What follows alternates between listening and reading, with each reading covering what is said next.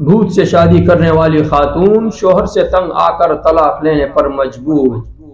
برطانوی خاتون بھوت سے شادی کر کے پچھتانے لگی، شوہر سے تنگ آ کر طلاق کا مطالبہ کر دیا۔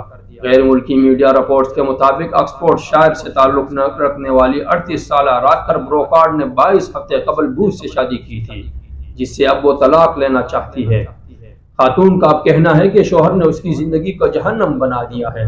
راکر بروکارڈ کا دعویٰ ہے کہ انہوں نے یہ شادی اور 2 نائب بھوت سے ملنے کے 5 ماہ بعد کی تھی۔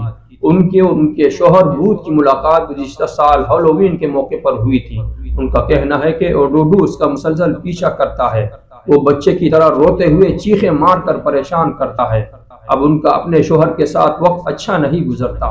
راکر بروکارڈ کا کہنا ہے کہ ان کا شوہر انہیں باندھ کر رکھتا ہے، وہ شکست تسلیم نہیں کرنا چاہتی، لیکن ایسا محسوس ہوتا ہے کہ انہوں نے ایک بھوت سے شادی کر کے غلطی کی ہے۔